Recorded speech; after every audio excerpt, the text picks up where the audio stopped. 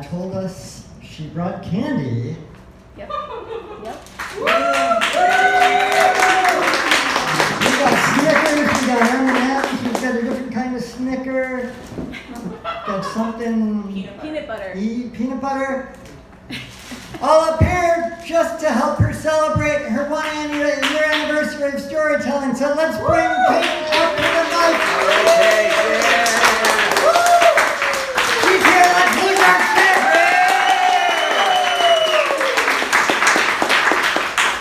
That's a wonderful introduction. And also, it doesn't come off my time, so I really appreciate it. That came off your time. So it is my year anniversary, and to celebrate, I'm going to tell you the first story I ever told before a mic.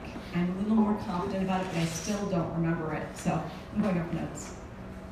So a few years back, I was hired as an instructional designer for a big box retailer that we'll call Marché. They're a combination grocery, home goods, clothing, electronics, sort of like a one-stop shop like you think Target or Walmart are today. But I grew up in Michigan, and Marché was like a community fixture. Everybody went to Marché to get their groceries and their clothes and stuff. And so it was a big deal to be working in the corporate offices of this building. Now, I started in September, but what happened is about a month later, I fell in love with my job. And the reason for that was a Halloween-themed HR meeting. So we were supposed to have a big meeting in this conference room, and as I was walking down, like at the door, there was like these two huge inflatables. One was like a jack-o'-lantern with pumpkins curving out of it on the one side of the door. On the other side, there was a cat and a witch's hat. And as you walk through the doors, suddenly you could hear the Monster Mash playing. There's a long table full of donuts, powdered, sugared, plain, and as you walked by, it smelled like they just pulled these from the fryer. There's fresh cider, there's hot coffee, and around the conference room, there are these little tables that they had set up so we could trick or treat. And it was like different areas of the HR, so training, labor. You could like go to each station and get candy, but then you could also find out about the projects that they're working on. But the best part of it was the costumes. Everybody went all out on costumes. There's a gypsy, there's a scarecrow with real straw, there was a witch, there was an Elvis in a sequin jumpsuit, a Marilyn, a Darth Vader. There was a dragon that blew smoke rings from its nose.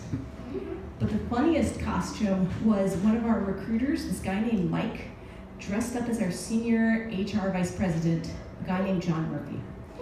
Now, John Murphy looked like Sam Elliott from the TV show Yellowstone, and he had like gray hair, he had like a brushy mustache, and so Mike, to dress up with him, he put baby powder in his hair, he glued a like nail brush to his face, and then he wore a suit that looked like the guy.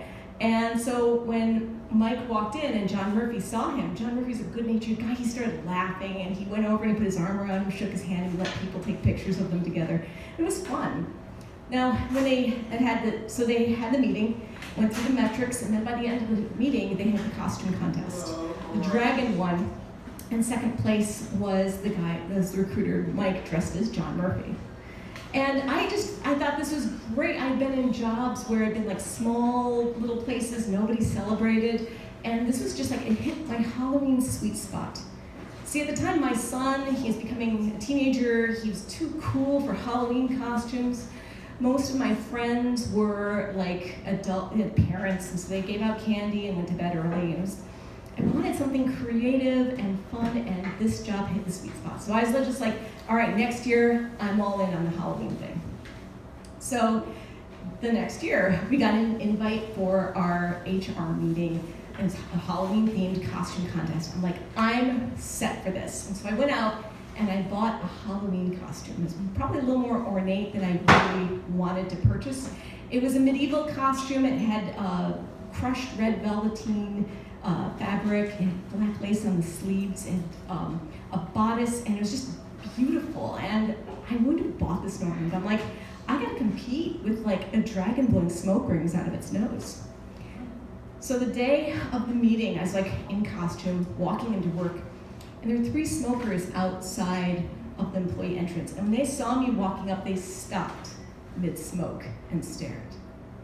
is not a good feeling when you're walking to Halloween in a costume. But at first I was like, you guys just don't get it, man. I work in HR.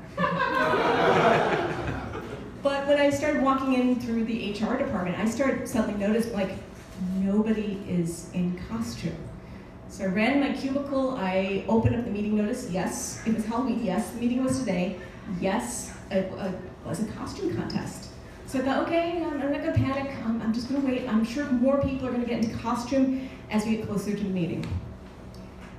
Meeting happened, I was walking down to the conference room. There's no inflatables, there's no donuts, there's no music. It's just a gray conference room filled with folding chairs. And as we go in and the meeting starts, we still have 300 people. And last year we had like 250 people in costume. There's just so many people. This time we had 6 people in costume. 6, I know. So it's me in my medieval costume, a cheerleader, a witch, somebody dressed as a horse, the top and bottom of a horse. And then a friend of mine who is the pharmacy HR specialist, she was wearing a white skin-tight bodysuit that had the circulatory system on it. We have our meeting. At the end of the meeting, we come up, all 6 of us on stage, and the horse won both first and second place.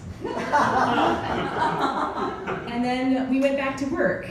Except for me, I took an early lunch, I went home, I took off my costume, I felt so stupid, I wadded it up and threw it in the back of my closet. And as I was walking back into work, I ran into Gemma, the woman that was dressed in the skin-tight bodysuit. She says to me, she's like, couldn't make it through the day, huh? And I said to her, I feel so stupid. And she said, could be worse. But she continued, and she said to me, don't let people ruin Halloween for you. You participated. You participated in this. And she said, it just shows that you have, and she pointed to the anatomical heart on her chest. And I asked her, I said, so how do we go from 200 people in costume to 6? And she's like, well, John Murphy retired. The VP that had been dressed up, or that had this, she's like, he left in June, and we got a new guy in August, and she was like, probably nobody wants to be in costume around the new guy. And so I was like, makes sense, I guess. Thanks, Gemma, and I walked off and went back to work.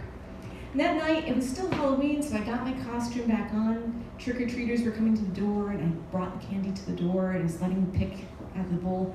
And the mother of a couple of kids were looking at my costume. Great costume. And I thought, Gemma's right. Don't let people take away what you love, especially on Halloween. Thank you.